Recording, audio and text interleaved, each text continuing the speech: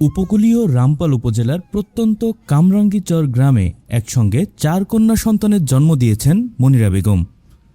তবে আনন্দের পাশাপাশি দরিদ্র এই পরিবারে এখন যোগ হয়েছে দুশ্চিন্তা। নবজাতকের দুধ ও চিকিৎসার খরচ জোগাতে হিমশিম খাচ্ছেন বাবা মা। আলাউদ্দিন গোলদার স্থানীয় একটি মসজিদে মুয়াজ্জিনের দায়িত্ব পালন করেন। অবসরে ভ্যান চালিয়ে সংসার চালান তিনি। এর মধ্যেই 2 মাস আগে খুলনা মেডিকেল কলেজ হাসপাতালে সিজারের মাধ্যমে জন্ম নেয় একসঙ্গে 4 কন্যা সন্তান।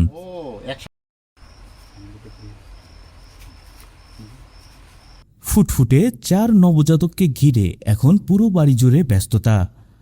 জন্মের পর 2টি শিশু কিছুটা অসুস্থ থাকলেও বর্তমানে সবাই সুস্থ রয়েছে। আমার 6 জন কন্যা সন্তান, প্রথমে 2 জন, পরবর্তীতে 4 জন যমজ হয়েছে। এদের জন্য এদের খাবার, ওষুধ, এদের দেখাশোনার জন্য বর্তমানে খুব কষ্ট হচ্ছে। আর 2 জন লেখাপড়া করেন। এদের জন্মের সময় এদের হাসপাতালে বা ইসে অনেক খরচা হয়েছে।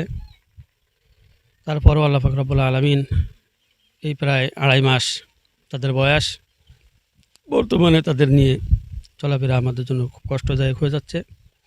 আমি একটা মসজিদে মুয়াজ্জিনি করি এবং ভ্যান চালাই, যা দিয়ে সংসার চালানো খুবই কষ্টদায়ক।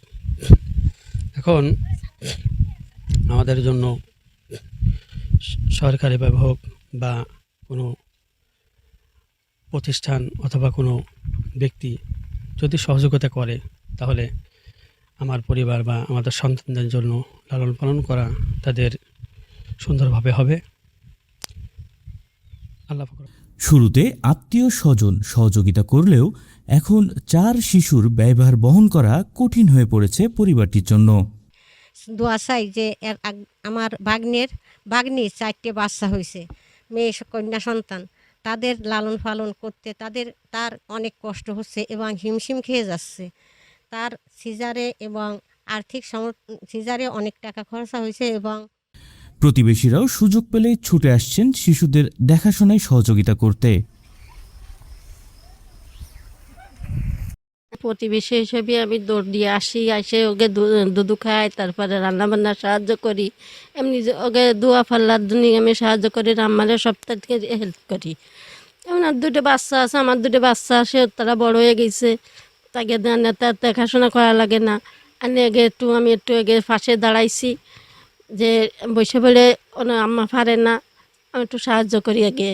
এই মা মনিরা বেগম বলছেন, স্বামীর সীমিত আয়ে 4 নবজাতকের প্রয়োজন মেটানো কষ্টসাধ্য হয়ে উঠেছে। মানুষ করতে অনেক কষ্ট হচ্ছে, হিমঝিম খেয়ে যেতে হচ্ছে। আমার বড় মেয়ে মাঝায় পড়তো, একা বাইরে উঠতেছে না, তাই তারে নিয়ে আইসি দেখাশোনার জন্যে। আমার স্বামীও মাঝে মাঝে বাড়ি এসে দেখাশোনা করে। আমার 4টে যমজ মেয়ে হয়েছে, তার বড় জনের নাম রাখেছি খাদিজা, মেজো জনের নাম ফারিসা, সেজো জনের নাম মমতাহিনা, ছোট জনের নাম আবিদা। সবাই দোয়া করবেন। নবজাতকদের দেখাশোনায় সার্বক্ষণিক পাশে রয়েছেন নানি। পরিবারের সেবা করতে গিয়ে তিনিও অসুস্থ হয়ে পড়েছেন বলে জানিয়েছেন স্বজনরা। মেয়ে বাচ্চাদের নানি, আমার মেয়ের কষ্ট হচ্ছে, 4টে বাচ্চা হয়েছে।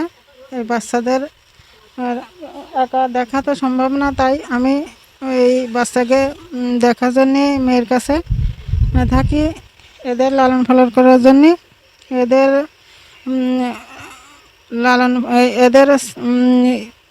লালন পালন করতে করতে আমিও অসুস্থ হয়ে পড়ছি। এদিকে বড় মেয়ে আয়েশা সিদ্দিকা মাদ্রাসার হিফজ বিভাগে পড়াশোনা করতেন। 4 নবজাতক বোনের দেখাশোনার জন্য আপাতত মাদ্রাসা ছেড়ে বাড়িতে ফিরেছেন তিনি। আমি মাদ্রাসায় পড়ি, হেফজখানায় পড়ি।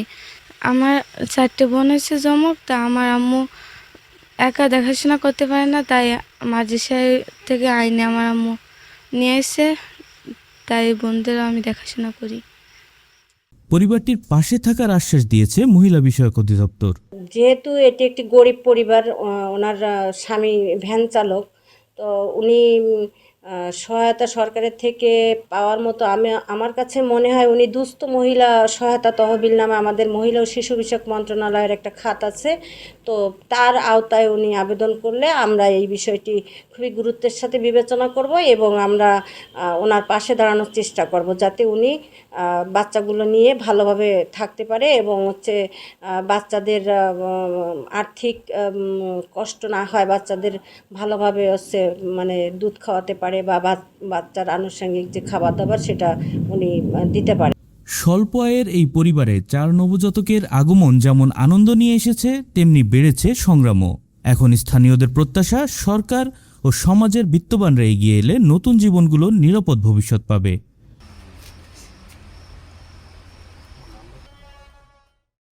Desk report, channel 24।